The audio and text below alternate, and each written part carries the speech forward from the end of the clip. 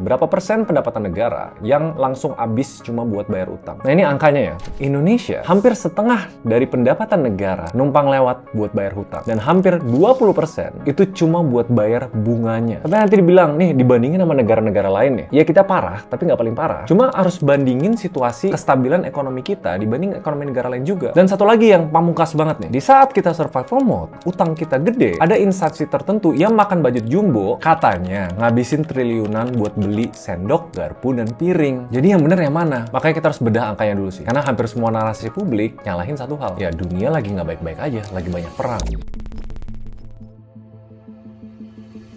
Sebelum kita nyalahin dolar atau negara lain, gue mau ngingetin kalian sama angka-angka yang memang ada di dalam negeri ini. Total hutang negara kita itu tembus 9.637 triliun rupiah. Dan kalian tahu berapa yang harus kita bayar cuma buat utangnya tahun ini? Sekitar 599 triliun rupiah per tahun. Kalian bayangin ya, itu setengah ribu triliun uang pajak yang harus hangus cuma buat bayar bunga, bukan bayar pokok utangnya. Kenapa ini gede? Ya sebenarnya sebagian besar tumpukan utang ini itu dicetak pas pemerintahan terakhir, yaitu pemerintahannya Pak Jokowi. Memang ada force major, ingat nggak 2020 dunia tuh lagi lockdown COVID. Nah makanya pemerintah tuh butuh uang cepet. Mereka bikin skema burden sharing atau bagi beban sama Bank Indonesia. Nah, waktu itu Bank Indonesia ngebeli surat utang pemerintah yang memang nyelamatin kita di masa kritis, tapi ada konsekuensinya. Sekarang sekitar 154 triliun rupiah utang dari skema itu jatuh tempo di 2026 dan memang harus dibayar ulang. Nih utang-utang yang lain biar kalian bisa baca juga. Ibarat jatuh ketiban tangga, kita lagi ngos-ngoskan bayar hutang, digebuk juga dari luar. Amerika, The Fed, nahan suku bunga tinggi, bikin asing lebih asik lagi nih kabur nih. Walaupun ditambah sama MSCI dan lain-lain yang memang bursa kita bikin asing mau keluar. Ditambah ekonomi Cina lagi lesu, padahal mereka mitra dagang paling gede kita. Ya tumpukan-tumpukan ini yang bikin efeknya tuh jadi kayak badai sempurna. Tapi ada satu hal yang penting banget ya, karena gue nggak mau cuma ngomongin masa lalu. Alasan kenapa Pak Purbaya sampai sekarang bilang survival mode. Dan gue ulangin ya, nggak boleh bikin stupid mistake lagi. Karena badai utang itu datang di timing yang paling gila. Yang gue pengen callback, video gue sebelum ini sini gue pernah bahas. Kenapa ini jendela terakhirnya Indonesia? Dan salah satu periode paling pentingnya Indonesia. Jangan lupa, negara kita tuh lagi di puncaknya bonus demografi. Itu masa 70% populasi kita ada di usia produktif. Dan jendela ini cuma 5-10 tahun ke depan. Mentok-mentok sampai 15-20. Dan gue ngomongin hal yang sama, kita nggak boleh make stupid mistake lagi. Semuanya harus benar. Jadi makanya di saat yang sama nih kayak gini, utang gede, kencangin ikat pinggang, budget lagi dipotong. Ada satu program makan budget gede. Tapi kalau kita nggak spending money untuk SDM, minimal lapangan pekerjaan, pendidikan, kesehatan, demi hemat kita kelewatan masa emas kita, ya what's the point? Ya simpelnya ini kulminasi dari apa yang kita lakuin selama 20 tahun terakhir. Mau bilang survival mode sebenarnya harusnya survival mode dari beberapa tahun yang lalu. Jadi kan yang penting sekarang kita lihat situasi yang sekarang nih. Apa sih langkah-langkah pemerintah yang ngirim sinyal tuh agak mixed feeling nih. Kirim sinyal positif biar investor asing balik lagi. Tapi sinyal jaga-jaga biar kita melek dan kita harus maksimalin momen kita sekarang.